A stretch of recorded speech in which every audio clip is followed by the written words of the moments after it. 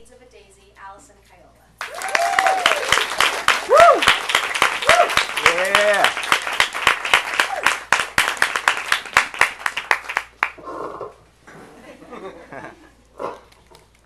Sounds like my niece.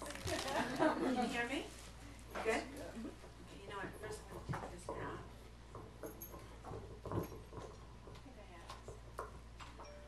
Hi, everybody. Thank you all for coming. Can you hear me? Yeah. Looking around, I see people that I don't know, people from my past, people from my present, and maybe some people from my future. I first of all want to thank Lauren, and I also want to thank all my friends that are here today. And in my book, there's a long list of acknowledgments. There are a few people here who I acknowledged in my book that I just want to thank again. My son, my niece Krista, and my dear friend Jeannie, who have helped me along the way. They let me speak and talk and discuss my book ad nauseum, and I thank you so much for that. So I'm going to come around here a little bit. I'll talk to you a little bit about myself before I read the book. So basically, I've always wanted to be a writer. When I was a little girl, actually I'm from the area. I don't know if anybody knows, but I'm from Comac. I was going to say I grew up in Comac, but I really didn't grow up anywhere because our family moved around a lot. So I spent 4 years here and 5 years there. So anytime I speak to anybody, I'll say, I grew up there. And then I'll say, I grew up there too. But I did spend about 6 or 7 years in Comac. So I grew up here, sort of. So it's really good. It's really good to be back here, and it's good to be in the store. Hi, Colson. Come on in. Hey, Colson. Glad to be here. When the store opened, the bookstore opened, I used to come here, and I'd say, someday I'm going to be here. And today is that day. But when I was young, I'd wake up in the morning, I guess, maybe I was 7 or 8, I'd wake up Saturday mornings, and I'd read. It would be 5 o'clock, 6 o'clock in the morning, nobody was up. I'd hear the breathing in the house, and that was my time to read. Is this like very poppy? No, it's okay? That was my time to read before anybody woke up. And I would read and read and read and read, and then I would say, one day I'm going to write a book. And one day my name was going to be on the cover of the book. And one day my picture will be on the back of the book. And that day didn't come. And so I went, a lot of you know, I went out to LA, I wrote scripts, I was in LA for many, many years, but I never wrote a book. Now, while I was in LA, I was actually in the studio system, and a lot of you know that my son is an actor, and he's been in the studio system since he was little. So I got the behind-the-scenes look at what goes on, the making of movies and actors. And I also had a boyfriend for many years who was an actor, and so I got to see that vantage point of the industry. Plus, I was working in the studio, so I also saw it from the writer's side, from the actor's side, and so I just kind of always shelved in that someday I'm going to write a story that has to do with acting and the studios and all that. So fast forward to 2002, I came back because my mom was sick, and I ended up moving back here because she was ill, and I spent a lot of time taking care of her, and I spent a lot of time in the hospital. Being a healthy person in the hospital is a very weird thing. It's a whole different world because you're not sick, so you really, you're really there watching, and you're at their mercy, and you're watching everything happen. So sometimes you're very, very frustrated because they didn't come fast enough. Sometimes you're very, very grateful because they revived your loved one. But every single day, it's like a whole new emotion. So after my mom passed, I said, I'm going to write a little story. And this little story became the book. And the book is inspired by real life events. you'll read the book, and then you can email me, and I'll tell you which is true and which is not true. But it is inspired by real life events. So basically, and I'm going to go back here now, because that was my front telling you about me, and now this is the back talking about the book.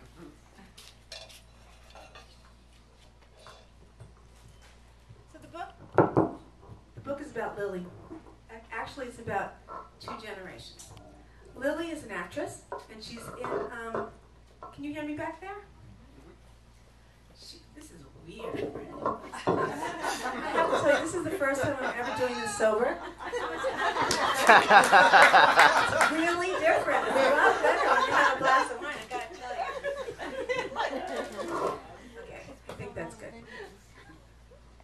Good? Okay, so,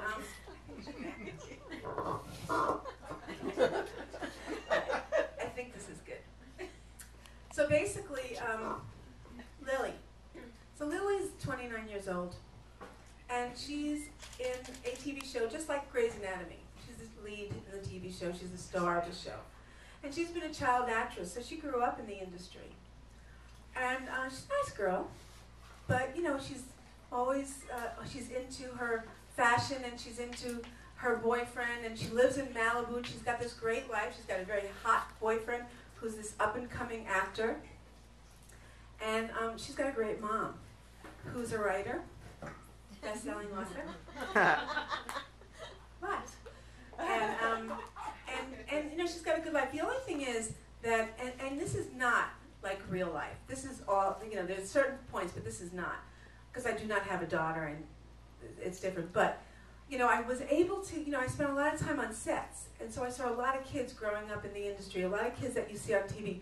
I know, and I've seen them grow up. So I know the good points, and I know the bad points, and you know, I see how the industry affects them. So anyway, so getting back to Lily, she's a really nice girl, but she's not very independent. She's actually very dependent. She's very dependent on her mom, and her mom just wants so much for her that she actually ends up doing everything for her. She depends on her boyfriend, you know, who's so, you know, he's not dependable, but she still depends on him, and he actually, you know, helps her through her life, and she's got an assistant, she's got an agent, and she's got a manager, and she's got a publicist, and between everybody, they kind of get her through from one place to the other, and that's her life. So everything's going swimmingly, and her boyfriend is all of a sudden got a role on in a movie, starring role, and now he met her when he was a day player. Does everybody know what a day player is? All right, day player on a TV show is like when somebody comes in and they work one day on the set. So let's say it's Grey's Anatomy. This guy was the athlete that got hurt, and for that one day, so they met on the set. They, you know, started going out, and he kind of, you know, she kind of introduced him to a lot of people in the industry. And I'm not saying that he used her, but she helped him a lot. So he got his first starring role in a Western, and she was very thrilled for him. So they were at a party, and it was Beverly Hills party. It was a pre-production party before everybody went to Santa Fe. You know, not her, but everybody in the movie. And the woman that was playing his love interest came over to her and said, "I just want you to know that you know, I'm so happy to meet you. How long have you been together? You know, you're a lot older." And like, you know, it's just kind of a little strange conversation. And it turns out that she said that in order to be real in her role, that she had to sleep with him. And so they decided beforehand, this is what's going to happen so that they can be real actors. So of course, she flipped out, and they had a terrible fight. And he left. He left to go on location, and she was like left on the bathroom floor crying. Not that any of us know what that's like, but that's how she was left, and he left. But you know, she still had her mom. Within a few days, her mom lived actually out east on the North Fork, and her mom actually 3 generations of farmers. You know, that was where she came from. Her mom grew up on the North Fork. And she lived in Hollywood for a long time, went back to the North Fork, and Lily lived in California. So she found out that her mother was in a terrible, tragic accident, near fatal accident, and she was in University Hospital, and she was airlifted. So, first of all, just to show you how dependent she was on her mom, and let me just tell you here, we'll start here. This is in her own words. My mother, she finds out that her mother was airlifted, and this is like, my mother, my wonderful mother, my crazy lunatic of a mother, my staunchest supporter, and my sometimes harshest critic had been airlifted to a hospital. So that was their relationship. They were very, very close. And you know, mothers and daughters sometimes, they're close, but you know, they drive each other crazy. So, anyway, her manager calls up, and she's on set and says, you gotta get to the airport. She's never gone to the airport herself. She's never carried her own luggage. She's never packed her own bag. So she's off to the airport. Okay, so she ends up flying. There was not enough Xanax in the world for her to fly, but she did. She ended up downing some rum and cokes, and she You know what? I think this is better. Is this better? Because it's better for me. You want to do that? Yeah, I think so, if you don't mind. Is it okay with you guys? Yeah. All right, good. Because I just felt like this was a little too much trouble.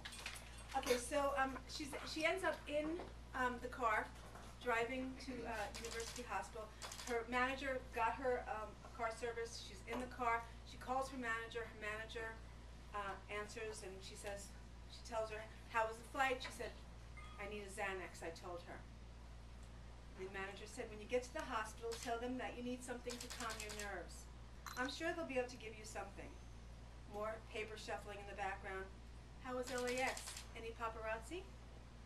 Sure, yeah, you know those obnoxious camera guys from, what's that TV show, TMJ or something like that? Anyway, one of the guys asked me if it was true that Jamie and I split up. Oh, dear Lord in heaven. What did you say? I knew she was afraid of my answer. Her face was probably turning her signature shade of red that slowly, ever so slowly, creeps up her neck whenever any of her clients dare to make a move without her orchestration. I started to cry, I admitted, knowing she wouldn't be too happy. Shit, Lily. That's going to be all over the damn TV. Shit. I was sure her face had turned her optimal, really pissed-off gradation of deep purple. Give me a break, Franny. I was upset, and he blindsided me with that question. Excuse me for being so emotional. My mom was in a damn accident, for Christ's sake. I know, I understand. I could almost hear her wheels turning. I'll call Betty to do some preemptive damage control. Betty Maloney is Hollywood's premier spin doctor. She belongs to an era when publicists ruled, and even though the era has passed, she still does. She's like a dictator and a mother hen rolled into one. She controls the public narrative of all her clients, and when they get into a mess, which inevitably they do, Betty takes out her industry vacuum cleaner and sucks it all up, so that nobody would ever believe it even existed. She's expensive and worth every penny. Over the years, she shaped and fixed more butts in Hollywood than the best Beverly Hills plastic surgeon. She'll leak the story about your mother. You'll come out okay, Franny said matter-of-factly. Oh, great. Leak the story about my poor mother so that the world doesn't think I'm upset over my ass of a boyfriend, I told her. She replied, I know, honey. I'm just thinking ahead, you know, with the Emmys right around the corner. Screw the Emmys, I told her. And that's not really what it says. Yeah, right. I didn't mean it, and Franny knew it. Her voice softened. Listen, Lily, your mother would want you to. Fran, don't you dare tell me what my mother would or wouldn't want. And stop talking about her like she's dead. I pressed the end button on my BlackBerry. Truth to be told, I was really upset with myself, not her. Because I do care about the Emmys. I care a lot. What kind of daughter did that make me? Congratulations on your Emmy nomination, Miss Lockwood, the driver said innocently, as he looked at me in the rearview mirror. Yeah, thanks, I muttered, and slumped down in the seat. I thought back to the morning of the Emmy nominations. Mom and I agreed that even though we were 3,000 miles apart, we'd be on the phone together when they made the announcements. It was our ritual. She was in New York City, so we decided she'd call to wake me up. I just lost it down. Even if the roles were reversed and I was in New York City and she was still in Malibu, she would have called me because, well, she's the mom. That's just the way it was. So on July 18th, the phone woke me up at 5:20 in the morning. I grabbed my cell after the first ring. Hello? I whispered. I looked over at Jamie, who was sleeping in bed next to me. I didn't want to wake him. He'd been shooting until 1 in the morning and didn't get home till 2. His role was that of an out-of-work actor down on his luck. Thank goodness he booked the indie movie, because otherwise it would be certainly art imitating life. The movie was over budget and running way too long. He was on a 12-hour turnaround and had to be back on set early in the afternoon. I tiptoed out of the room, softly closing the door, and went downstairs. Good morning, Miss Lily Lockwood, and welcome to the 60th Annual Emmy nominations, Mom said in her cheeriest morning voice. Wow, you are way too perky for this time of the morning, I whispered. Are you kidding, Miss Sleepyhead? I've already worked out and read the Times. I heard clatter in the background. I said, what's that noise? I said, stretching out on the leather couch. I'm having coffee, Mom replied. Why don't you make yourself one and we could have a cup together? Nope, I'm going right back to sleep after the announcements. I glanced at the wall of windows that overlooked the Pacific Ocean. When it wasn't foggy, the view was breathtaking. You could see straight across the 20 miles of ocean out to Catalina Island. The mornings that I didn't have to be on set, Jamie and I would always have our breakfast on the terrace, watching dolphins frolic and leap through the surf. It was before sunrise, so I could see nothing but pitch black and hear the sound of crashing waves. I clicked the remote until I got to the right channel. Are you kidding me, my sweet lily of the valley? You are going to be way too excited after the announcements to go back to sleep. You, my darling daughter, are going to be nominated. This is your year. I can feel it in my bones. Mom was the best cheerleader anybody could ever have. Like Grandma Rose used to say, from your mouth to God's ears, I replied. We both laughed. Shh, Lily, it's coming on. Oh my God, I can't breathe. Relax, Mom, I told her. We go through this every year, and every year we're disappointed. Lily, stop. You can't send negative intentions out to the universe. Think positive. Repeat after me. I will get nominated this year. I will get nominated this year. Mom, come on, it's way too late for that. I should have sent my intentions out 6 months ago. That stopped her dead in her tracks. Oh my God, you mean you didn't? I love shocking Mom. It was a hobby of mine. As a matter of fact, only a few years earlier, it had been my main mission in life. Okay, I'm busted. Yes, I did, I confessed. She gave me a dramatic sigh of relief and said, that's my girl. Kristen Chenoweth and Neil Patrick Harris came on screen to make the announcements. I love, love, love Kristen Chenoweth, I gushed. She was so great in Wicked and West Wing. How adorable is she? But Mom, what the hell is she wearing? It's way too blue and way too shiny for this early in the morning. I think it's cute, Mom replied. Oh, and I love Neil Patrick Harris. He looks so great, doesn't he? Sweetie, do you remember watching Doogie Howser, MD, together every week? He was so darling. You had such a crush on him, remember? She paused for a second. Lily, now he would be a good guy for you. He's really serious and talented and cute and extremely mature for his age. First of all, Mom, I have a totally talented and cute boyfriend. Second, Neil Patrick Harris is not and never was a kid genius or even a doctor. And third, Mom, he's gay. I don't believe you. She sounded genuinely surprised. Believe it, I said.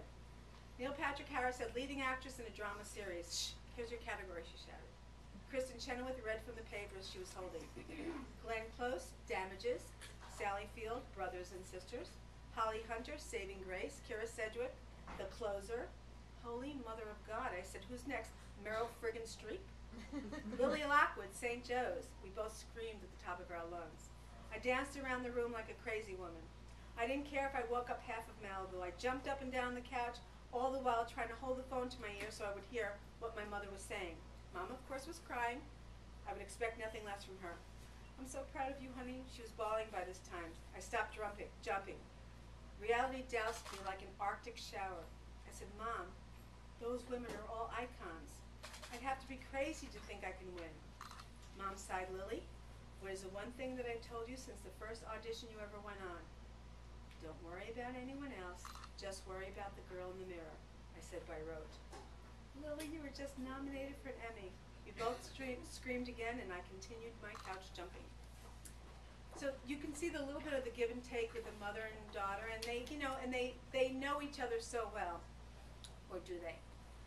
So when she goes home, and she's in this big house, this farmhouse herself, the house that's been their family for generations, she finds her mother's diaries, all the diaries since she was a little girl, and she starts reading them, and she gets to know her mother a little better than she ever knew her before, because usually if you think back to your mom or your dad, you really don't ever know what went on in their head when they were kids.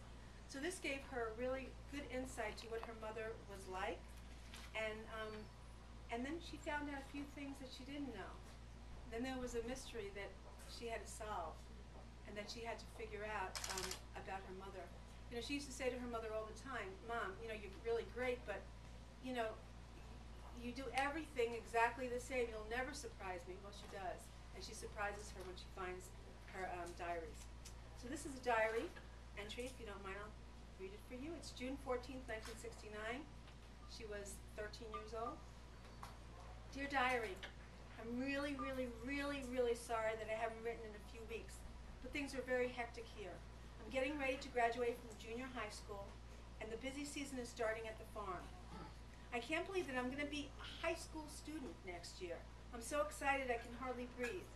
Mama always tells me to take deep breaths so I don't hyperventilate when I'm excited.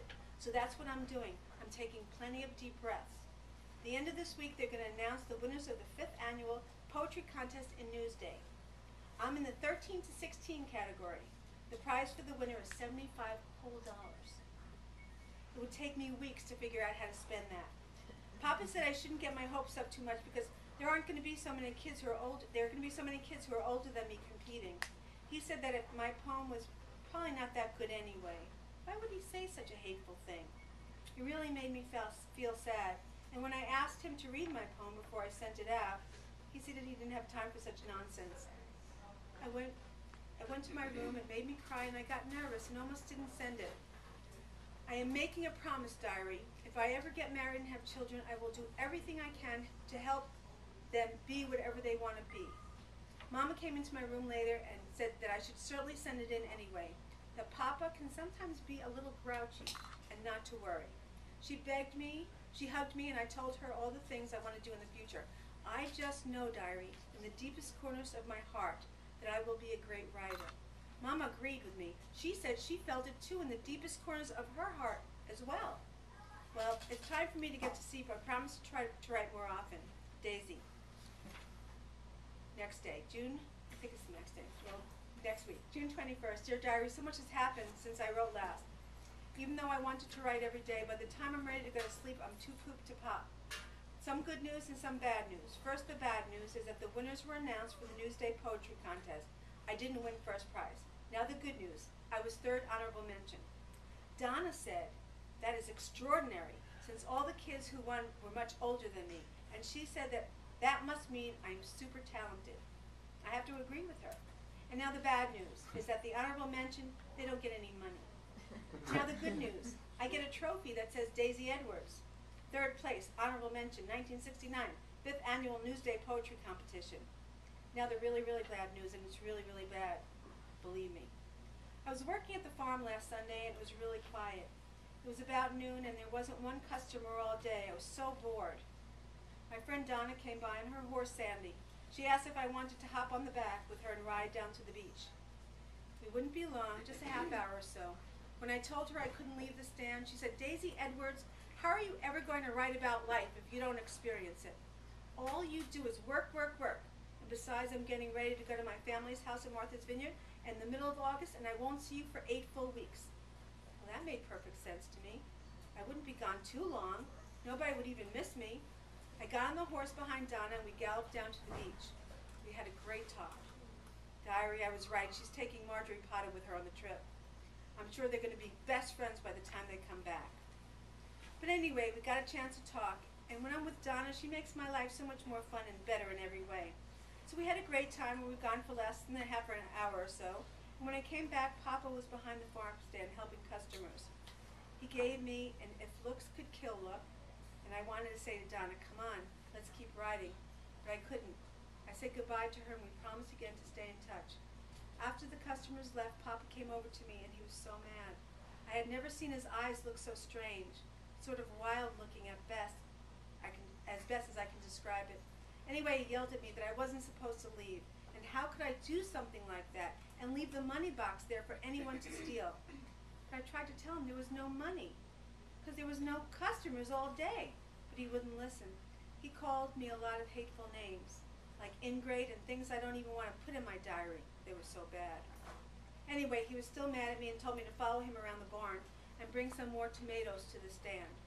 When I went behind the barn, he kicked me so hard that I screamed. He did it 3 times, then stomped on my foot. Diary, it was so painful, it felt like my toes were crushed.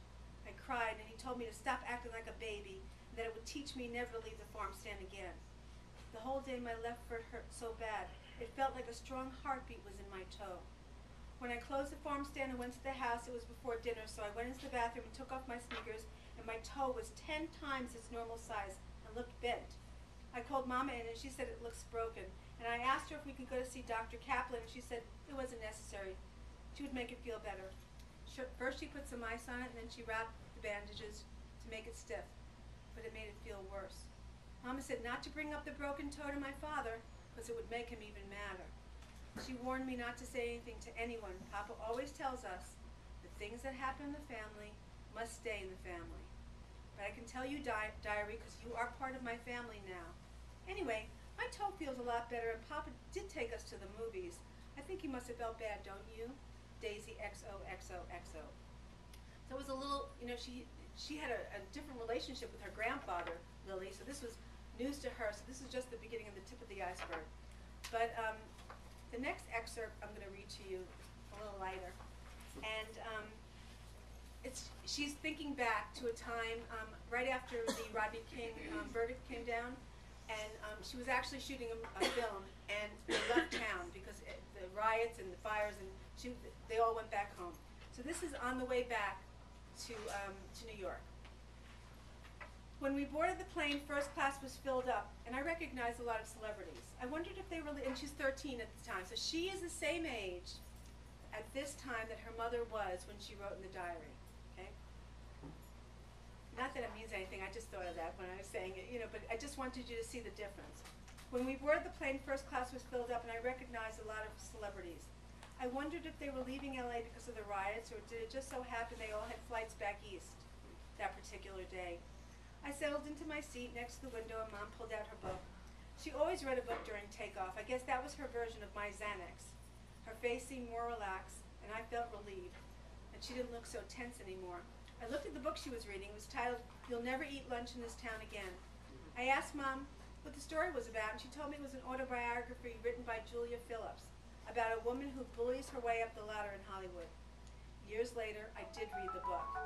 My mother should have said that she bullied and screwed her way up the ladder, but of course my mother forgot to say that. She went on to tell me that this woman, this Julia Phillips, had received the Oscar at age 29 for The Sting, which I knew was one of my mother's favorite movies, that and Out of Africa. Both had the same leading man.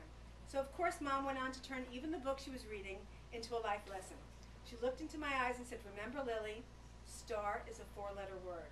If you are blessed to be working as an actor in this industry, that's what you are.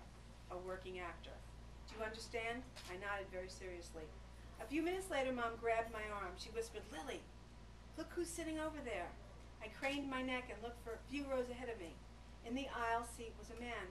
I couldn't see his face, but her strong grip was a pretty good indication it was someone important. When the man she was focusing on turned sideways, I almost jumped out of my seat. It was Robert Redford. He was sitting alone. There was no one next to him. In the window seat, he had his tray table down and his attaché case open. It looked like he had pictures taped to the inside of the case. Mom had a better view, and she said that must be photos of his kids and grandkids. Mom was besides herself. Here she was reading about him, and voila, just like that, he appeared. Then she started acting really weird. The stewardess came along and asked Mr. Redford if he wanted a cocktail. He ordered a Bloody Mary. When he came over to us, I ordered Coke, and Mom ordered a Bloody Mary. I had never seen my mother drink anything but white wine, but here she was with this big old red drink with a celery stalk of all things stuck in the middle of it. She put her book down and continued to watch the back of Redford's head. Once in a while, he turned his face, and she was blessed to see his profile. I remember thinking, good things can come out of bad situations. The stewardess asked us to put our tray tables down. She could place a white tablecloth down and set the silver. When the stewardess asked Robert Redford what he wanted to eat, he said, "Steak, bloody please." Then he came over to us and I ordered a cheeseburger and fries. "Steak, bloody please," Mom said. "What? Mom, you're a vegetarian. You don't eat meat." "Shh, Lily, today is a very special occasion." When Redford ordered another Bloody Mary, you guessed it, Daisy Lockwood did the same. Redford reclined his seat, back to take a nap. Mom leaned her chair back and went to sleep. I remember thinking, my poor mother seeing Robert Redford is making her Looney Tunes. When we landed, we got out and lost track of him. We were met by a driver who was holding up a sign, D&L Lockwood. We followed him to the car and got into the back seat. The driver asked us about our trip and about the riots in LA. While the grown-ups were speaking, I drifted into that in-between awake and sleep dimension.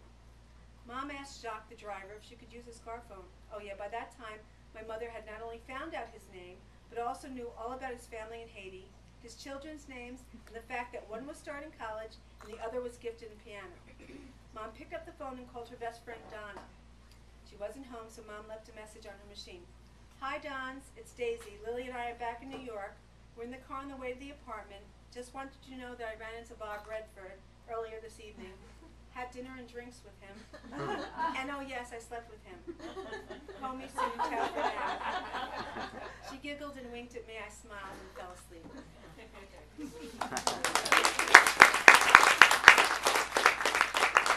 So that's just like a little taste. Anybody have any questions? No? Yes. The compelling, Hi, I didn't see you. Hi. compelling overall feeling with the book. I mean, when you were writing it, what were you thinking? You know, like how would you, what you were inspired? Is it? Yes. So I was inspired by a lot of, like I said, I think it was before, you probably came a little late. It's okay. But it was a lot that had happened to me in Hollywood and a lot of things that I saw. And it was very easy to write up until a certain point. And that point was the mother's illness. And I stopped for about 8 months. And I just put it down. I couldn't pick it up anymore. And it was really very difficult to pick it up and continue.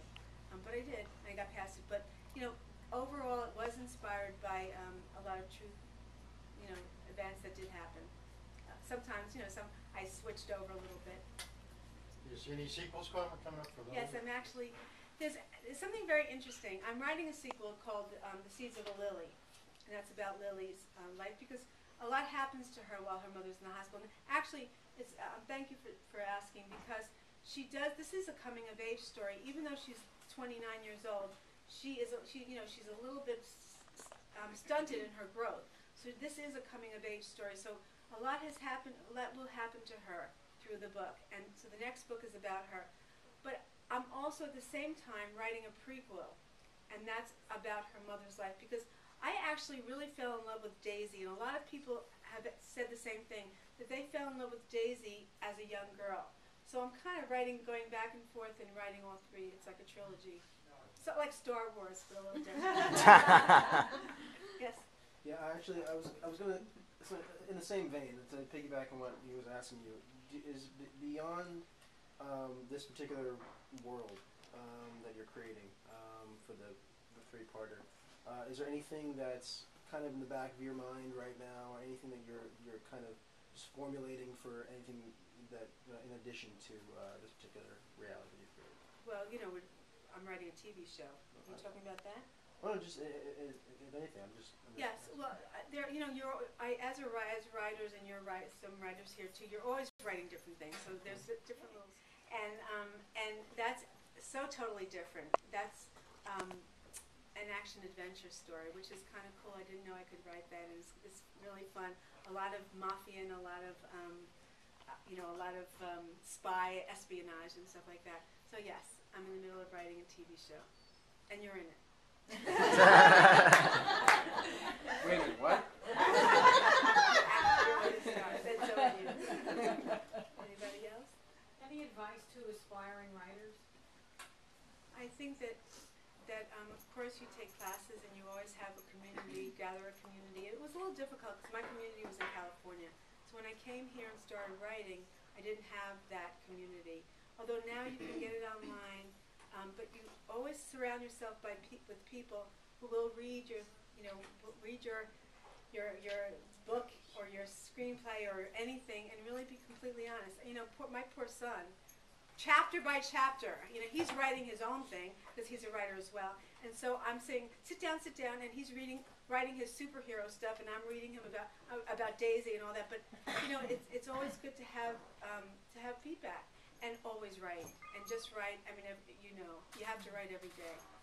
And if you're not writing every day, you kind of you get rusty. And I know that with the characters in the book, when I put it down after 8 months, I kept hearing them going, "Excuse me, you left me mid-sentence?" And I knew I just couldn't get back to it, but I felt like they were friends of mine. And I actually, when I'm writing, and I don't know if that happens with other writers, but you hear their voice. They're talking in your ear. It's almost like you're taking dictation sometimes. It flows through you so much. So, yeah. Yes? The new book will have the same characters? And more. Okay. Yes. There's going to be the same characters and more. And I promised my Boys, brother that there will be a little bit more man stuff. He said he read Car explosions. a little bit. He said, he said that he first he didn't want to read it, but there is going to be a few of you have read the book. Okay, so if you've read the book, there's going to be a continuation of the characters, and of course Daisy is an adult. In the second book, she's more of an adult, and she has some adventures and some escapades. I know you're very strong in your characterizations. You start off with that character in mind, and then let the book kind of write itself. Or do you like start with a Rubik's or? It's actually, yeah, that's really interesting that you asked. For this book, it was I started off with Lily and Daisy, and I just felt like I knew them. They felt very comfortable to me, and actually the whole book felt like I was talking to a friend.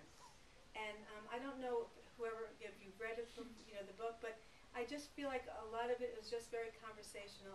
And one thing that I do like writing, and I do like writing voices and dialogue. I guess it's because I write screenplays and stuff. Descriptions I'm not loving too much. I mean, I know there are a lot of writers who love to talk about the wood on this thing, but to me it would be like. So I love dialogue, and I love hearing their voices in my head.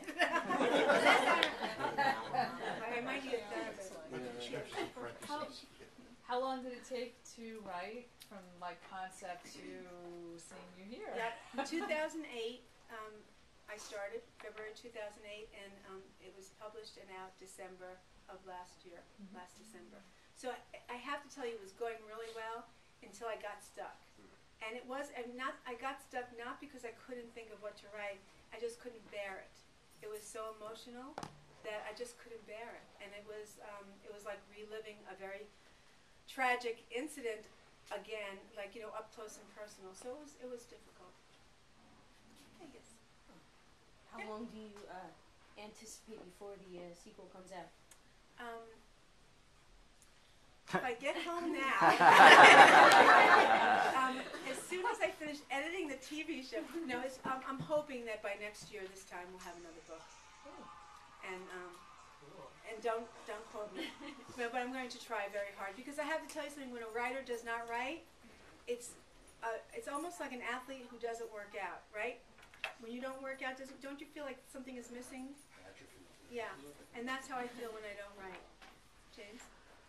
I was wondering, when you come up with your idea and you're going to start writing the story, whether it be Seeds of a Daisy, for example, do you being that you come from a Hollywood background, do you know if it's going to end up being a screenplay, or if it's going to be a book, or Well, did you, in other words, when you were writing Seeds of a Daisy, were you thinking originally was this this is a good screenplay, and then you went, you know what, I want to write this into a book instead? This is the only thing that I wrote as a book. Okay. And but I certainly could see it as a movie, and I'm going to try very hard to make that happen. But because I think this would be a great movie. It reads like a movie. I mean. Yeah, it does. So I think so a lot of people have said that to me, and It's the miniseries. excuse me. It's the miniseries, right? Yeah, at least a miniseries. Yeah. But yeah, I hope so. You fall in love with your characters. You really do. I have to say, when I wrote Lily, I didn't think people were going to like her as much as they do. I mean, I thought I wrote her a little obnoxious. So it's the way seriously, like, and people are loving her. I'm like, really? I didn't write her as lovable as I didn't think I was. But it's good to know that people love her. Yeah, she's broken. You know, the thing is this, we're all broken. You know, we're not all whole ever. You know, we have our good days and our bad days, but she has her time being broken, and she's trying to fix herself, and she's doing the best she can. And you know what? I really give her a lot of credit. I do, because she's in the middle of this terrible, terrible time in her life when her mother is in a coma, and her life is upside down, and she starts taking responsibility, and yes, ma'am? Was it cathartic at all to write any of the book? Yes, it was very cathartic. Why? Because there's a lot in the past that came from my past, and writing it really did bring out a lot of things that I had, way back when I was a kid, and you kind of push it away. And yes, it was cathartic. It makes you feel great after you get it out, and especially if it's something that you don't talk about, something that you don't even remember. But sometimes when you're writing, things come through that you go, I forgot about that, or I pushed that back. And yes, so it was cathartic, and it was wonderful, and it was very painful. Anyone? Anyone else? Good? Yeah?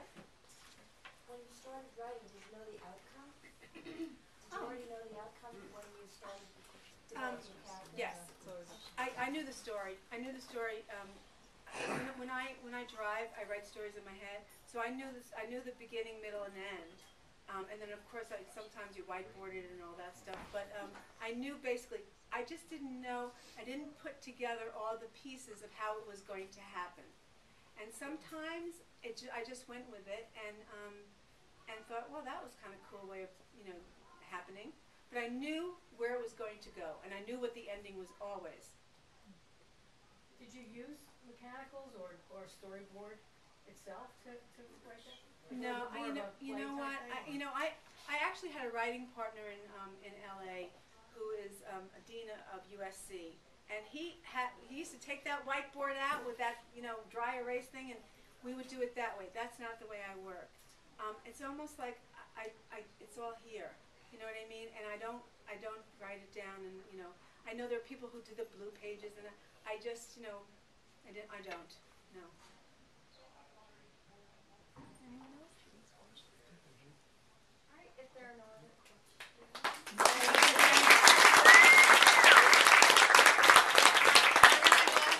Signing now, so if you have a book and you'd like to get it signed, you can just line up along the literature shelves. If you want to purchase a book, they're all at the front counter of the bookstore.